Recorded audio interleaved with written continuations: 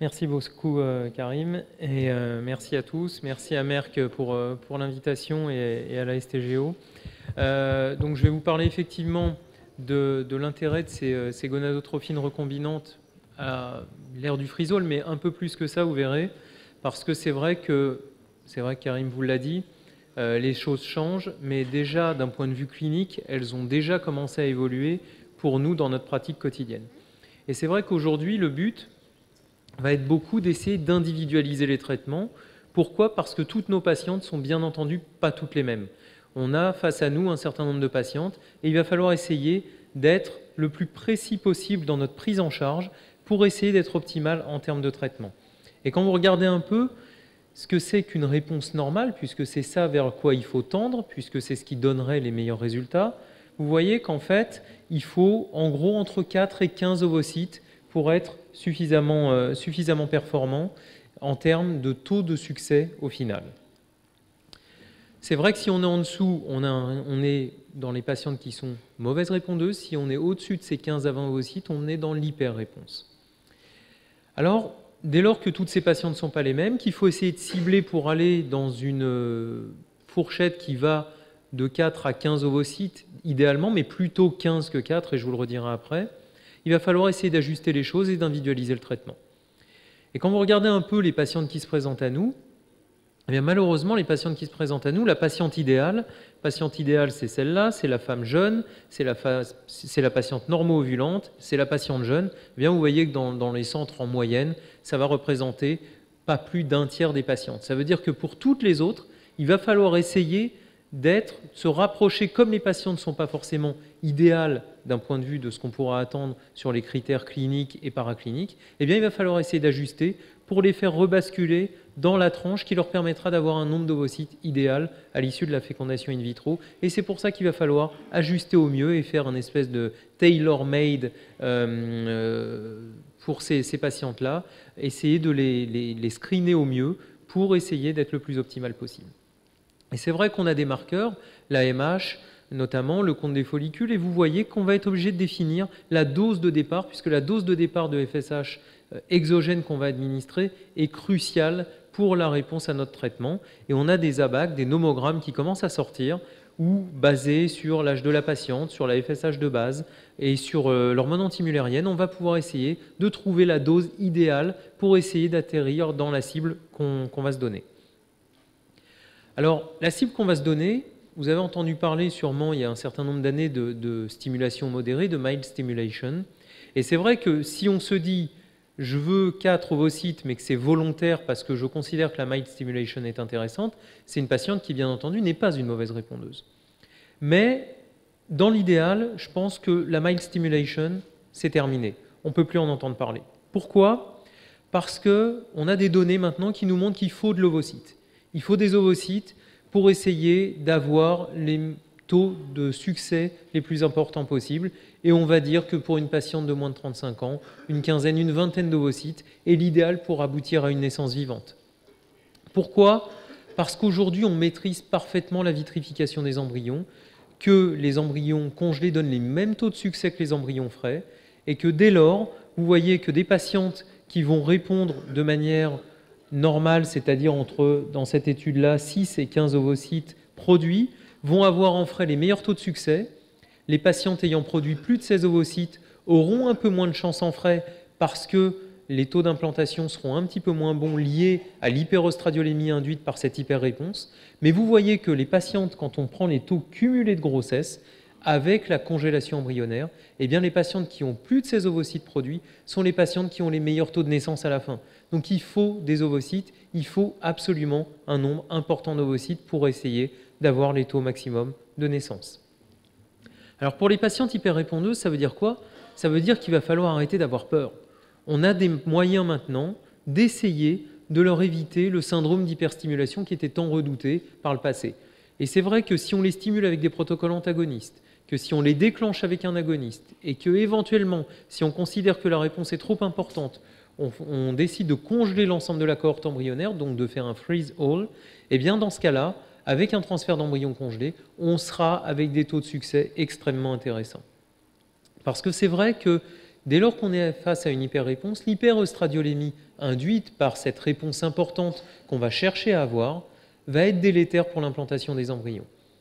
Et c'est vrai que quand on regarde les données faibles, certes, mais qui commencent à être de plus en plus intéressantes et importantes, quand on regarde ce que donne le freeze-all, eh bien vous voyez que chez des patientes normorépondeuses, quand on congèle au stade blastocyste, ça c'est une étude randomisée qui avait été menée déjà en 2011, qui avait montré que les taux d'implantation étaient de 70% quand on avait un transfert d'embryon congelé versus 40% à peine quand on était en transfert frais.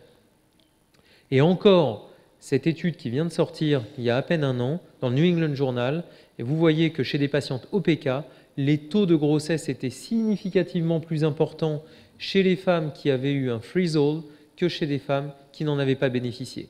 Donc en d'autres termes, aujourd'hui, la politique du freeze-all doit être complètement intégrée dans notre pratique et il ne faut donc pas avoir peur de ces patientes qui vont répondre de manière excessive puisqu'il nous faut des ovocytes. C'est la condition sine qua non pour avoir des bons taux de succès. Alors ce freeze-all, quand est-ce qu'il peut être proposé? Bien sûr en cas d'hyper-réponse.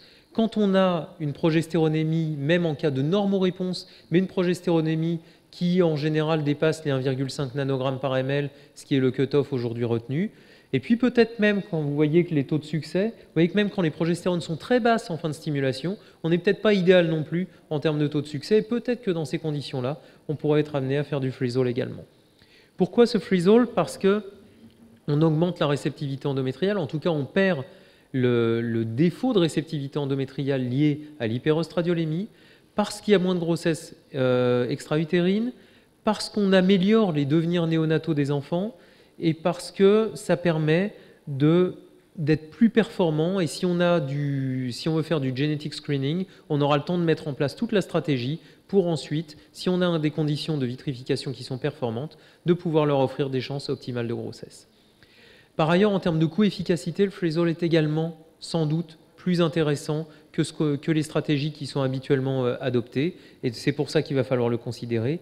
Moins de taux de syndrome d'hyperstimulation ovarienne, des bons transferts, des bons taux de grossesse et un coût au final qui est réduit par rapport à ce qu'on peut avoir avec une prise en charge classique. Au-delà de ce freeze-all, ce qui se passe maintenant aussi, c'est qu'on a de plus en plus de demandes de préservation de la fertilité. Pourquoi? Chez des femmes atteintes de cancer, chez des femmes atteintes d'endométriose, de toutes pathologies qui sont à même d'altérer la fertilité. La vitrification ovocytaire est devenue partie intégrante de notre activité et va sans doute être ce qu'on va faire de plus en plus et ça va surpasser tout ce qu'on va pouvoir faire au quotidien. On va avoir de plus en plus de demandes de femmes qui vont venir pour congeler pour tout un tas de motifs et des fois même juste des motifs de carrière pour pouvoir mener à bien leur vie professionnelle. Donc ça, c'est l'avenir et on voit déjà le switch qui est en train de se faire entre, d'une part, de plus en plus de transferts d'embryons congelés, de plus en plus de congélation ovocytaire par rapport à tous les cycles frais dans le cadre de l'infertilité lambda. Chez nous, c'est déjà en train de complètement basculer. Et c'est vrai que dans le cadre de la préservation de la fertilité, les Espagnols l'ont bien montré, il faut un nombre important d'ovocytes. Plus on a d'ovocytes, plus on va avoir de chances de succès, de grossesse, en termes de bébés ramenés à la maison, quand on aura un maximum d'ovocytes congelés. Le PGS aussi va devenir et va arriver partout. Il l'est déjà dans un nombre incalculable de pays, avec certes quelques controverses, mais aujourd'hui, il est clairement démontré que les taux d'aneuploïdie, vous le savez, sont moins importants quand on est jeune. Et à quel que soit l'âge, ça c'est une étude qui vient de sortir, quel que soit l'âge, meilleurs sont les taux d'AMH, moindres sont les taux d'aneuploïdie. En d'autres termes, plus vous allez stimuler une patiente et plus elle va bien répondre puisqu'elle a une bonne AMH a priori, moins vous aurez de risques d'avoir, en tout cas plus vous aurez de chances d'avoir un ovocyte mature qui n'est pas aneuploïde et un embryon qui ne sera pas aneuploïde. Donc encore un argument pour se dire qu'il faut pouvoir pousser les patientes à la stimulation, les stimuler le maximum possible pour qu'elles puissent vous produire un nombre important d'ovocytes matures et plus il y aura d'ovocytes matures, moins vous aurez de risques d'avoir des aneuploïdies embryonnaires. Donc pour ça, clairement, aujourd'hui, je crois que c'est la place des hormones recombinantes et de la FSH recombinante. On sait qu'elle est plus bioactive. C'est démontré, les données que je vais vous montrer là l'attestent. En termes de taux de succès, quand on compare à des gonadotrophines d'origine urinaire, à de l'HMG il n'y a pas, a priori, la majorité des études s'accordent là-dessus, de taux de grossesse qui sont différents. Ceci étant, toutes s'accordent à dire que le nombre d'ovocytes récupérés est plus important et les doses de gonadotrophine utilisées sont moindres quand on est avec de la recombinante. Donc la recombinante est plus bioactive. La recombinante a un moyen, une méthodologie de fabrication qui nous permet d'avoir une stabilité dont on sait exactement comment ce qu'on a dans le produit et quelle réponse on va pouvoir s'attendre à avoir avec une reproductibilité qui n'a pas d'égal. Donc moindre dose de gonadotrophine, plus d'ovocytes et une réponse qui est linéaire puisque processus de fabrication optimal. Donc dans ces systèmes-là, aujourd'hui, s'il faut beaucoup d'ovocytes, on a la démonstration avec toutes les études que pour avoir plus d'ovocytes, il faut avoir une hormone qui est plus bioactive. Et quand vous voyez d'ailleurs les concurrents de Merck, en l'occurrence, sont en train de développer des recombinantes parce qu'ils voient bien que l'avenir est vers la stimulation qui permet d'obtenir des ovocytes et qu'aujourd'hui, ce sont les recombinantes qui sont aujourd'hui les plus efficaces sur le marché. D'un point de vue économique, bien entendu aussi, on est plus intéressant puisque le coût par naissance, quand on utilise de la recombinante, vu qu'on utilise des doses moindres, eh bien, va être plus important. Donc aujourd'hui, on n'a quand même pas beaucoup d'intérêt à ne pas aller, en tout cas, vers une administration de ces hormones recombinantes qu'on a sous la main et qu'on a de facilement disponibles. Un mot quand même au-delà de la FSH, sur la LH recombinante. C'est vrai que aujourd'hui, supplémenter les patientes en LH dans une population non sélectionnée, sans doute pas d'intérêt. En revanche, quand on s'intéresse à une population un peu plus âgée, il y a quand même pas mal de données qui laissent à penser qu'il pourrait y avoir un intérêt à co-administrer une activité LH, qui peut se donner sous forme d'HMG ou de LH recombinante, bien entendu. Mais quand on regarde un peu les différences en termes de nombre d'ovocytes récupérés notamment, et c'est encore plus important chez des patientes qui sont un petit peu plus âgées, qui ont des risques d'aneuploïdie plus importants. Donc si on veut avoir l'ovocyte qui a le maximum d'ovocytes pour essayer d'avoir potentiellement celui qui n'est pas aneuploïde et qui ne vous donnera pas un embryon aneuploïde, il faut essayer d'avoir de l'ovocyte. Donc dans ce cas-là, c'est vrai que la stratégie de stimuler avec une recombinante FSH et de la LH recombinante a été montrée comme étant plus efficiente que d'avoir de l'HMG. Donc il est clair là-dessus qu'on a plus tendance, et on doit aller vers cette tendance-là, à aller vers les hormones les plus bioactives pour avoir un maximum d'efficacité. Donc si vous me permettez juste de conclure la présentation, je voudrais juste vous dire que c'est vrai qu'aujourd'hui, on va aller de plus en plus vers des congélations de tout venant finalement, que ce soit des freeze-all dans le cadre des patientes infertiles, que ce soit dans le cadre de la préservation de la fertilité, que ce soit dans le cadre du PGS, il va nous falloir aussi de l'ovocyte. Donc toutes ces stratégies laissent à penser qu'il faut avoir un nombre maximum d'ovocytes. Dans ce cas-là, aujourd'hui, il faut des hormones qui soient bioactives et dont l'efficacité soit optimale. C'est vrai. On va aussi individualiser les traitements puisque c'est là qu'on doit tendre. Et pour individualiser le traitement, on a besoin d'une hormone qui soit bioactive, qui soit extrêmement fiable d'un point de vue réponse attendue.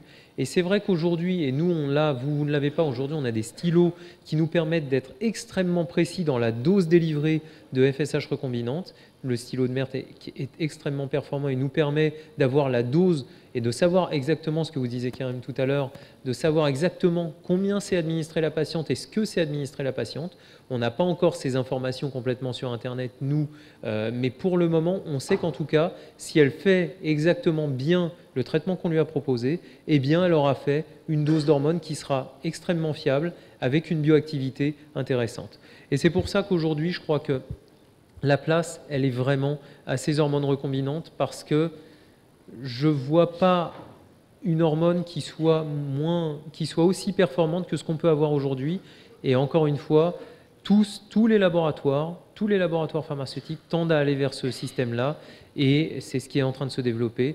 Donc je crois que Merck a été pionnier là-dessus et qu'ils ont encore une longueur d'avance, et donc je crois qu'il faut les féliciter. En tout cas, pour ma part, je crois qu'il n'y a pas de doute sur le fait qu'il faille stimuler fort les patientes et qu'il faille les stimuler avec ce type d'hormones. Je vous remercie. Merci, Michael.